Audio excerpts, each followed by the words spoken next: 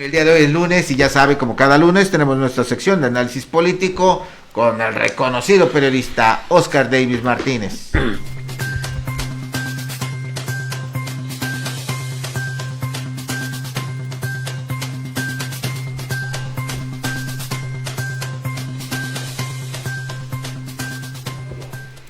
Oscar Davis, buenos días. Evaristo, público de Cadena Sur, buenos días. Oye, pasó el 7 de junio, Oscar, dicen, ya hoy es de moda decir no hay nada que celebrar. ¿No hay nada que celebrar?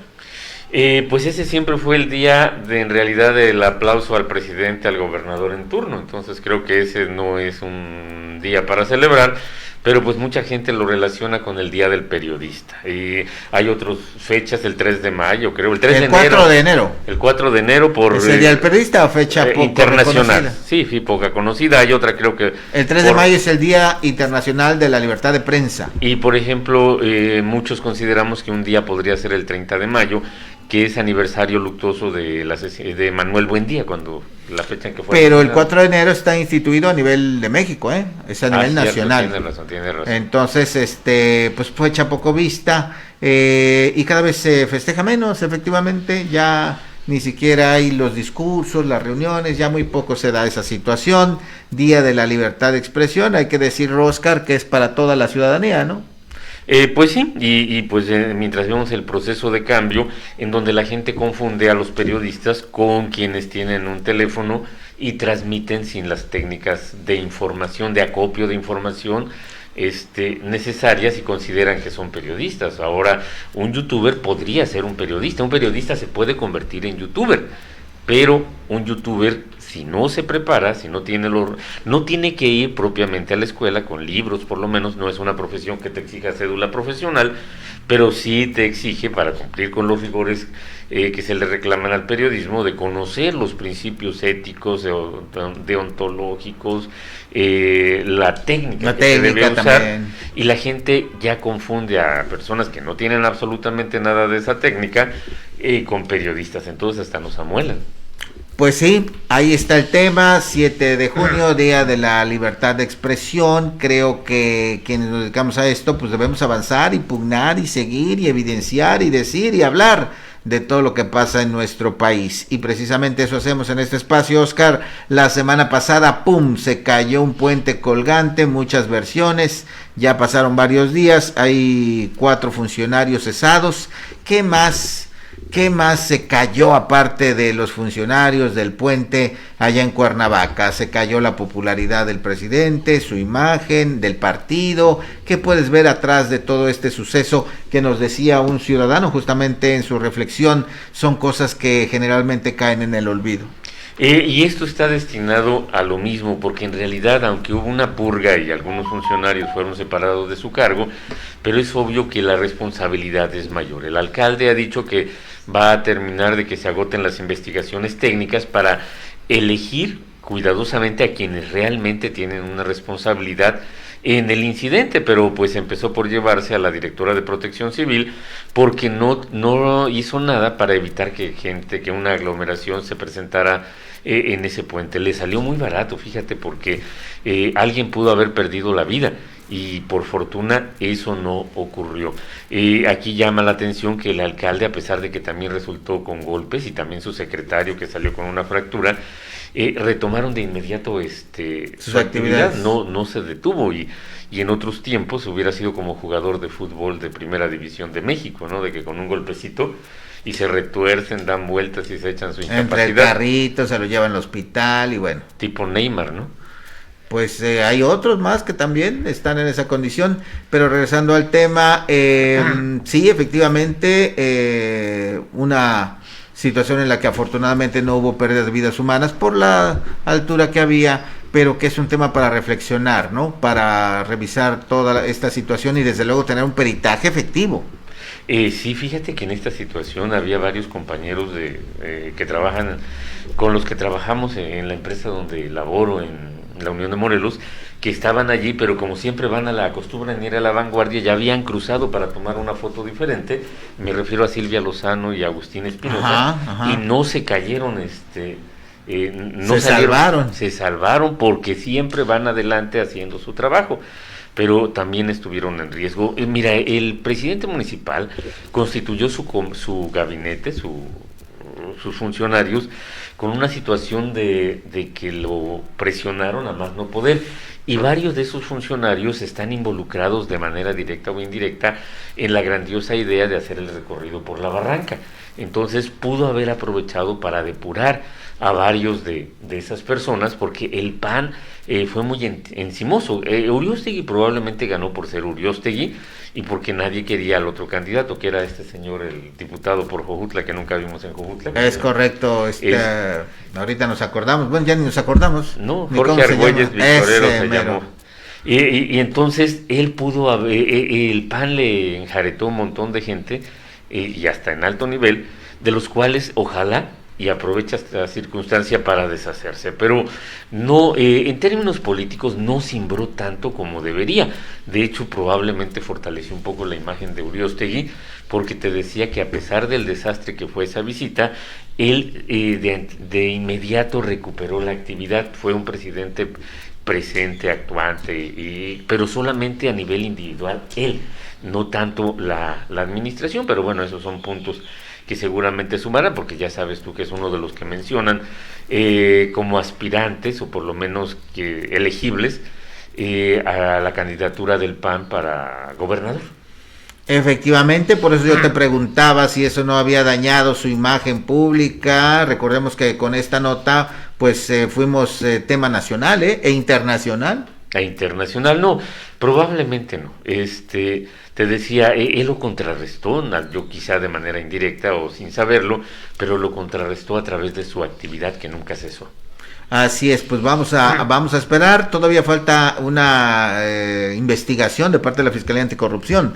Falta el peritaje, saber si va más allá la responsabilidad, ¿no? La Fiscalía Anticorrupción solamente intervino por afanes protagónicos, Evaristo. Entonces, ¿no está haciendo la investigación? Normalmente nunca investigan nada. Ellos nada más llegan, aseguran, atemorizan a la gente, exhiben sus armas, sus credenciales, pero no llevan a cabo nada efectivo, porque por ejemplo, la Fiscalía Anticorrupción es la primera responsable de investigar los delitos que se le atribuyen a Graco Ramírez y a su gente, y dime tú cuál es el resultado. Y pues había la posibilidad de encontrar evidencia o pruebas. La Fiscalía Anticorrupción, que como sabemos está peleada con el Ejecutivo Estatal, pudiera haber aprovechado esa circunstancia, ¿no?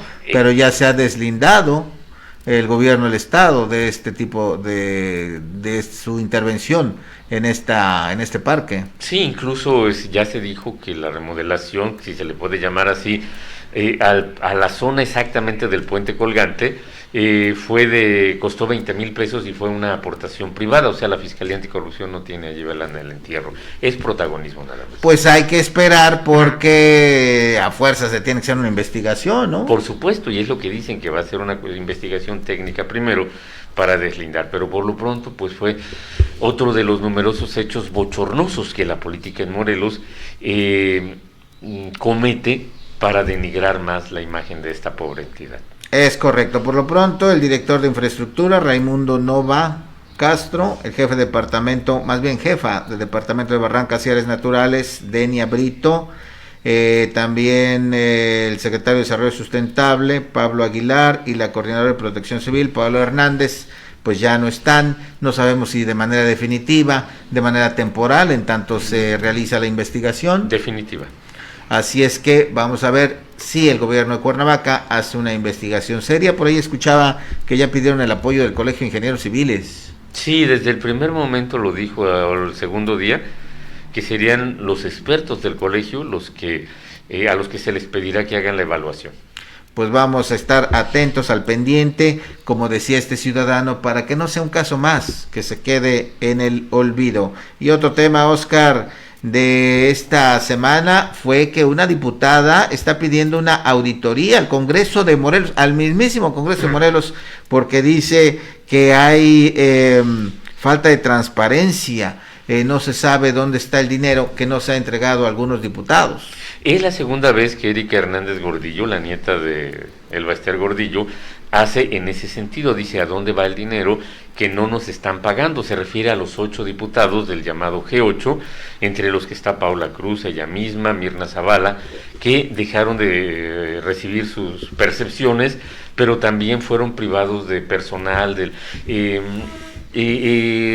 Francisco Sánchez Zavala, el presidente de la mesa directiva del Congreso, ordenó todas esas cosas, pero también en ese tipo de cosas desactivó la Junta Política y de Gobierno, que es el órgano que debe de aprobar el gasto interno del Congreso. Entonces él está ejerciendo el dinero sin tener la aprobación que se requiere antes. O sea, el Congreso en sesión de pleno aprobó tanto para el Congreso en general, pero ya en su operación se requieren ciertos procedimientos para dar legalidad a lo que se hace, incluyendo el uso del presupuesto. Y este señor está gastando dinero, por un lado, sin autorización. Y en el segundo lugar, nadie sabe qué está haciendo con el dinero que ya nos está pagando en salarios y en las percepciones de los diputados. Entonces, el de Erika Hernández Gordillo, es el segundo llamado que hace en ese sentido. También lo ha hecho Mirna Zavala, para que por lo menos, aunque no les paguen, bueno, no dice que se conformen con que no les paguen, que saber dónde está ese dinero. Y es una buena pregunta, porque son recursos públicos, no es solo dinero de los diputados, son recursos públicos. Definitivamente mala señal esta, en donde un Congreso dividido, complicado, ahí tiene la inclusión de un diputado que está cuestionado ahora, no sesiona, no resuelve, y encima la transparencia que no se da. Me parece que desde la primera llamada, como la llamas, que le hicieron, pues el presidente debió haber dicho, a ver, ¿cuál es el problema? Aquí están las cuentas y que venga la auditoría,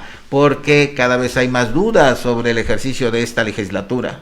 Pues sí, pero el presidente de la mesa directiva es un reyesuelo. Él quiere gobernar como gobernó como alcalde de Yecapixtla. No le interesa la legalidad, sino le interesa cumplir con sus designios.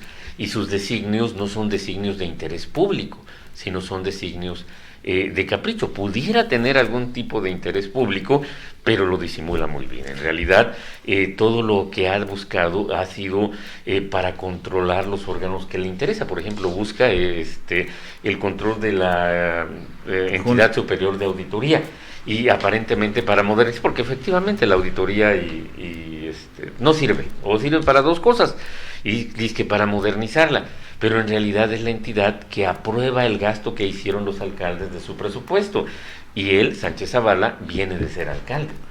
¿Qué situación esta? ¿Crees que estemos regresando, Oscar, a los tiempos pasados, donde todopoderoso presidente del Congreso hacía a su manera? Eso es lo que se pretende, pero sin embargo la ley ahora marca equilibrios a la Junta Política y todo lo demás, pero es lo malo de que ese intento por regresar al pasado, al futuro, lo que haya sido, mantiene detenido al Congreso desde diciembre. Y hay un montón de cosas que no se han hecho, les estamos pagando la misma cantidad, o por lo menos ellas se cobran así, bien pagado, una labor que no lleva a ningún lado. Han paralizado las instituciones, y la cosa amenaza con convertirse en cada vez peor. Ya lo he mencionado, la anterior fue la peor legislatura de la historia de Morelos, la anterior a esa fue la peor legislatura de la historia de Morelos, la anterior a esa, y así nos vamos para atrás. Pero para que ese título se lo ganaran, tuvieron que pasar 3 años. Así es. Aquí todavía no completan el año, ya están a punto, y ya tienen, parece, bien ganado ese título. Sí, vamos a ver si lo pueden revertir, lo cual cada vez se ve más difícil, ¿no? Así es que bueno, así están las cosas en el Congreso. Desafortunadamente, pues no podemos decir que ya están trabajando, que por fin reaccionaron, que ya se pusieron de acuerdo, ya se va a acabar el primer año legislativo, los 2 periodos, y nomás no hay respuesta. ¡Qué situación! Bueno, Oscar, por último, Sosocotla, ¿qué pasa en Sosocotla, caray? ¿Cuánta cosa no ha pasado ya? Ahora una más, otra asamblea. Eso alimenta pues a quienes creen que pueden hacer gobierno ahí, y esto parece que todavía no termina a pesar de la resolución del Tribunal Electoral del Poder Judicial de la Federación. Que no fue de última instancia, falta la mesa superior en donde allí se deberá de determinar, y quizá todavía le pudieran meter elementos como el resultado de la asamblea del sábado que promocionó la persona que acabas de entrevistar, pero en realidad la última instancia es la que decide, y ya de allí viene la cuestión política local. Lo que se pelea es el uso de los recursos públicos, Evaristo. Cuando era delegación municipal, siempre el que la buscaba peleaba prebendas, en realidad no buscaba el bienestar de la población, porque la prueba está de que nunca se ha logrado ese bienestar, sino buscaba con el Ayuntamiento de Puente de Isla obtener más salarios. De hecho, los últimos pleitos era controlar la delegación para de esa manera disponer de los empleos que le correspondían a Sosocotla dentro de la nómina del Ayuntamiento de Puente de Isla. Siempre ha sido una pelea por los recursos públicos, no hay una visión. Por ejemplo, varios de los que tú has entrevistado dicen, es que defendemos el legado de Juan López primero, o de los hermanos luego de Palacios. Benjamín, ajá. Pero yo te pregunto a ti, les pregunto a ellos y le pregunto a los vecinos de Sosocotla, ¿alguien conoce ese legado? ¿Alguien lo ha visto por escrito? O sea, que ¿cuáles eran los planes? Construir escuelas en Sosocotla, acabar con el alcoholismo, promover el deporte, crear... No, nadie conoce ese legado porque no es un legado como tal. Había aspiraciones, y esas aspiraciones se mantienen, pero Juan López Palacios había logrado aglutinar a un número suficiente de participantes como para tener legitimidad en el uso del poder al que no llegó. Su hermano pues heredó esa legitimidad, esa simpatía, pero ya quienes han quedado después de ellos no tienen tanto poder, tanto apoyo popular, aunque sean 6,000 personas las que están aquí en esta asamblea, pero Sosocotla no tiene 6,000 personas, tiene mucho más habitantes. Entonces, si la otra parte no apoya masivamente al otro grupo, pero en realidad no quiere decir que esté a favor de los 6,000. Y pues mientras ninguno de los contrincantes tenga la fuerza social suficiente y uno de las dos partes no respete lo que diga la Sala Superior del Tribunal Superior del Poder Judicial de la Federación, va a ser un pleito de nunca acabar, y pues no se descarta ninguno de los excesos que ya se han cometido. Pero lo que corresponde es que si de veras buscan dejar un legado y persiguen crear un legado, deben de acatar la ley. La asamblea es la máxima ley en el pueblo, pero está sujeta a los designios de la Suprema Corte de Justicia de la Nación. Si el Poder Judicial de la Federación determina que cualquiera de los dos debe ser el presidente municipal, se debe de acatar. Si no se acata, en 2042 seguiremos hablando del tema. Es impresionante, para abonar a lo que dices, cuando se visualizaron las elecciones ya como municipio indígena, antes fue una transición de un consejo, llegó a haber 70 aspirantes a candidato a presidente, ¿te imaginas? 70 aspirantes, así lo dijeron, luego bajó a 50 y así fue bajando hasta que quedó solamente en 11, por ahí en ese número. Pero bueno, eso refleja claramente pues el interés, no sé si por el presupuesto, no sé si por el poder, pero sí la gran disputa que hay por este cargo. Así es que pues estamos de acuerdo, la ley se debe respetar. Vamos a ver si ahora la gente de Sosocotla también se pone de acuerdo y pues acata la sentencia. Hay que decir también, Oscar, que pues hay que difundir más este tipo de temas, se necesita hablar más de la ley, que la gente de Sosocotla entienda pues que hay una manera de resolver todas estas situaciones. No tendría que haber pasado todo esto, sobre todo con 2 homicidios ahí atrás, ¿no? Exacto, pero bueno, esos ya son asuntos no menos importantes, pero que se requieren horas para dirimirlos. Ay, caray, bueno, gracias, Oscar. Oye, que ganó la selección mexicana, le ganó a Surinam, qué bárbaro, ¿eh? ¿En qué? Wow, en la Liga de Naciones, algo así se llama. Ese torneo no lo conozco. Creo que era la Copa Oro, ya le cambiaron el nombre, creo que era ese. Pero le ganó a Surinam, México. A una superpotencia futbolera como Surinam. No, Dios mío, qué honor, qué orgullo, qué privilegio de haber tenido el motivo para consumir mucha cerveza. Es correcto, directito al Mundial. pues a ver si no es goleado por Polonia, ¿no? Pero Eso es para el Mundial, esa... Sí, bueno, es ¿el partido? preparación. Es preparación. México ya está calificado, le toca nada más y nada menos que con Argentina y con Polonia, imagínate, y otro equipo que no me acuerdo cuál es, que es el que se espera que pueda ganar, pero se está preparando la selección, no le ha ido bien, y luego ganarle a Surinam, pues bueno, no es gran mérito, pero bueno, para que usted entienda y le quede claro, ¿no? Cómo están las cosas y no generemos expectativas que nomás no, ¿verdad? Bueno, aficionados, ojalá hayan disfrutado ese partidazo. Y mañana contra Jamaica, bueno, mañana o pasado creo. Bueno, gracias, Oscar. Gracias a ti.